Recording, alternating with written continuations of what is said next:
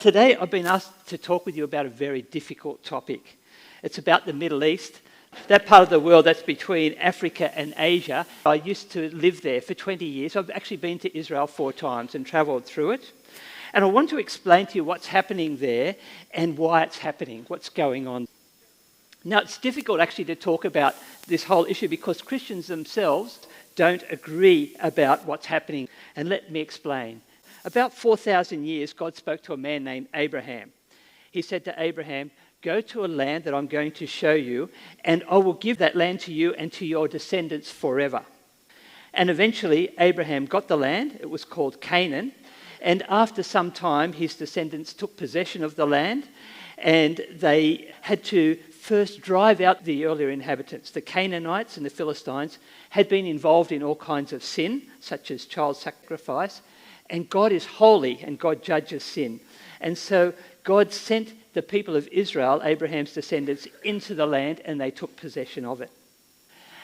Now, this is where Christians divide into 2 groups. Group 1 says, possessing the land was the result of God's promise, and they would live there forever. And they have verses of the Bible to support this, and you can see the verses there in the little box.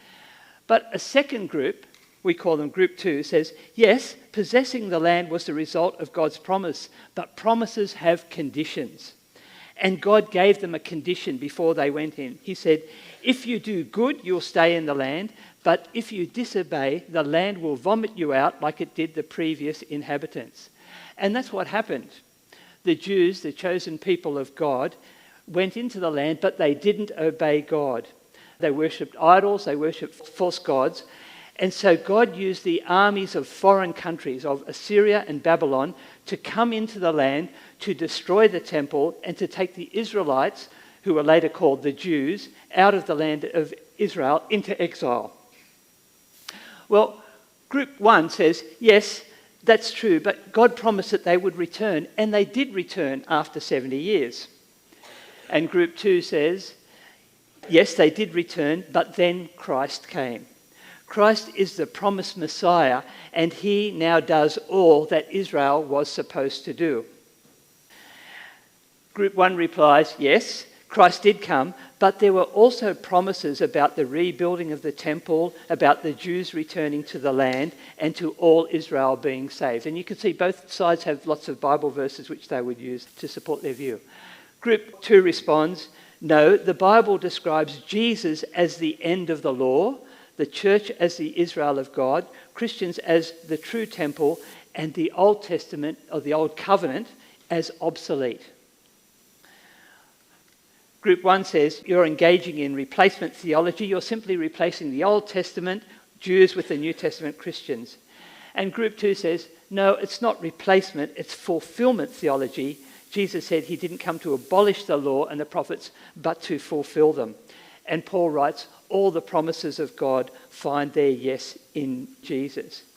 Now, we could go on for days and days talking about these 2 views. They're very highly developed. Here's the names of them in case you're interested. You want to look them up later.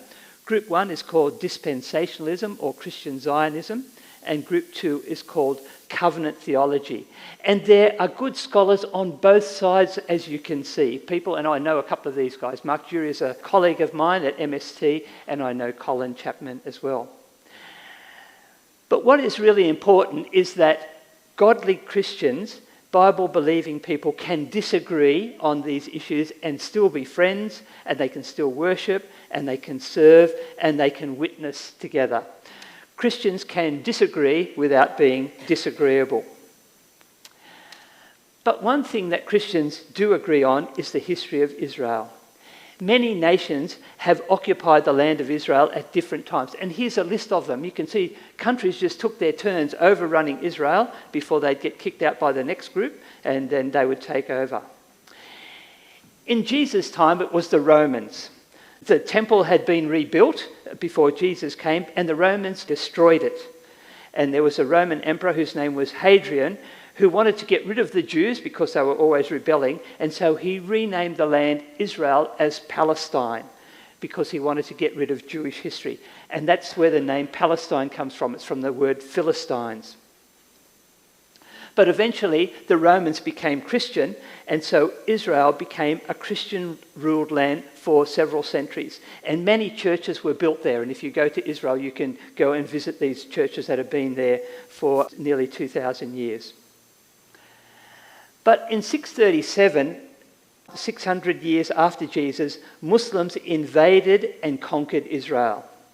And they built a gold-covered shrine called the Dome of the Rock, which is there. I've been inside that a couple of times, on the site of the ruined Jewish temple. And so now Jews and Christians and Muslims all claim Jerusalem is a holy city. But heavy taxation by the Muslims on Jews and Christians was hard for them, and so many of them converted to Islam as a result. And within a few centuries, Israel, which had been a Jewish country, became a Christian country, now has become a Muslim country. Now, under Islamic law, any country which has ever been ruled by Muslims can never be handed back to non-Islamic rule. The Muslims ruled over Israel, Palestine for 13 centuries. They expect that at some stage Islam will rule the world. That's their expectation and hope. Many of the Jews moved out of Israel to other countries, and they were often persecuted there by both Christians and by Muslims. And the Jews wanted a safe place to live in, so in the late 1800s, some of them decided to move back to Israel, and they began buying plots of land from the Arab people that were living there. There had been Jews in the Holy Land all the way through anyway. But in the Second World War, the Muslims sided with the Germans and they lost. So the British took over the land, and then more Jews started to come. During World War II, the Holocaust took place, in which 6 million Jews were killed by the Nazis. And Europeans felt sorry for the Jews, and so they supported their movement into the land of Israel. But the Palestinians, who were Arabs, mostly Muslim, but some Christians, didn't like the Jews moving into their land, and so they began fighting with them. And so for decades there was fighting between the Jews and the Palestinians who'd lived there, the Arabs. Eventually Britain got tired of this, so they handed it over to the United Nations. And the United Nations split the land into two parts. They said, here's a Jewish part and here's a Palestinian part. And the Jews agreed to this, but the Palestinians said, no, we will not allow the Jews to live here. The Jews proclaimed the State of Israel as a new nation in 1948. Now, for dispensationalist Christians, remember Group 1, this was very important. They said, this is the fulfillment of prophecy. The Jews are now back in the land, they can rebuild the temple, they will become Christians, and then Jesus will return. So this was their perception. For covenant Christians, they said, no, this is just a political event. The Jews needed a safe place to live, they now have one, but this won't affect the return of Jesus at all. But for the Arabs, having the Jews in their land was a disaster. They didn't want them in there, and so they began attacking Israel. The day after Israel declared independence, Arabs from all the nations around them came into Israel and started attacking them. Unfortunately, the Jews were very good soldiers. Within 10 months, even though they were greatly outnumbered and outgunned, they had not only driven back the Arab soldiers, they'd also occupied a lot of the Palestinian territory. They'd taken the territory that the United Nations said belonged to the Palestinians, and they'd gone into Jerusalem and taken control of half of that. The Palestinians were forced out of it, and 700,000 of them became refugees. And some of their descendants are still living in refugee camps today. When you hear of a refugee camp in Gaza, these are the descendants of the people from this war. They hope one day to return to their own land, but at the same time, 1 million Jews were also expelled from Arab countries, and they also became refugees, and most of them settled in Israel. So we had a massive movement of people. Well, the Palestinians never accepted the coming of the Jews, and they continued to fight against them. They used terror tactics like suicide bombers. The lady in the top middle there was a suicide bomber. Rock throwing. The Jews responded strongly. They killed and arrested Palestinians. They destroyed their homes, and they started building Jewish settlements in the Palestinian areas. In 1967, the Arabs tried to attack the Jews again. They surrounded them from every side, but the Jews defeated them in a 6-day war, and they took even more territory from the Arabs, taking land from Egypt and from Jordan and from Syria. Eventually, they handed most of it back, but the Palestinians still do not accept the right of Israel to be in the land. And groups like Hamas, and there's the 5 major Palestinian groups up there, are dedicated to eradicating the Jews. That's where it stands at the moment. And as part of that, last month, October the 7th, Hamas sent 1,500 fighters from Gaza, an area in the south, into Israel to kill and kidnap as many Jews as possible. And on that day, 1,200 people were killed and 240 were kidnapped and taken back to Gaza as hostages.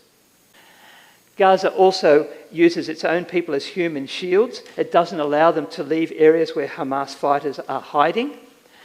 And so Israel, after a few weeks, then went into Gaza. They attacked Gaza in an attempt to capture and to kill the Hamas soldiers. In the process, they dropped about 12,000 bombs on Gaza, and they claim that has killed thousands of Hamas fighters. But Hamas says the bombs have killed 11,000 citizens. They don't differentiate between citizens and fighters. And so we see pictures of bombed houses and Gazan women and children who have been killed and wounded. One of the rules of law is that civilians, that is non-soldiers, should be protected as much as possible.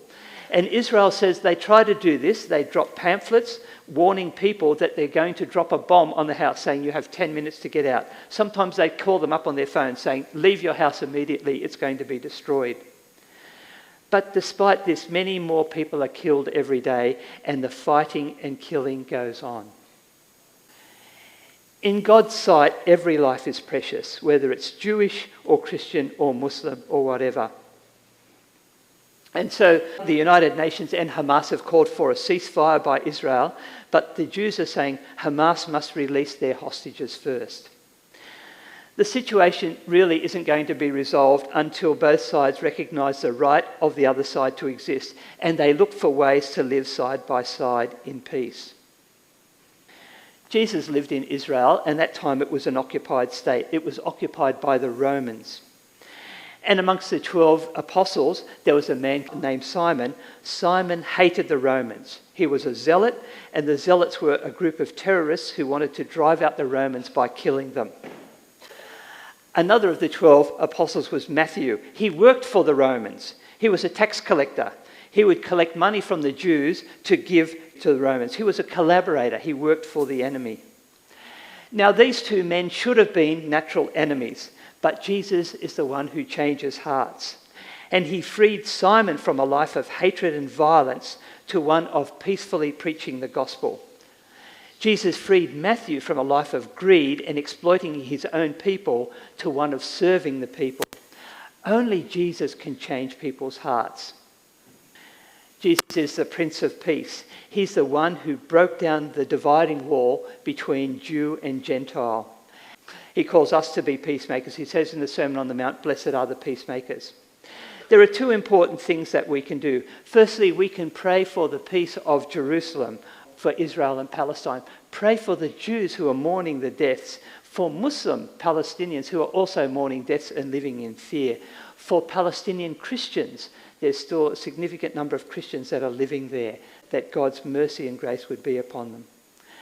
Another practical thing we can do is to share the good news of the gospel of peace with Jews and Muslims and with everyone else, because Jesus is the one who changes people's hearts. Jesus is really the only hope that we have for our world. That's something that all Christians can agree on, no matter what group they belong to. Thank you very much.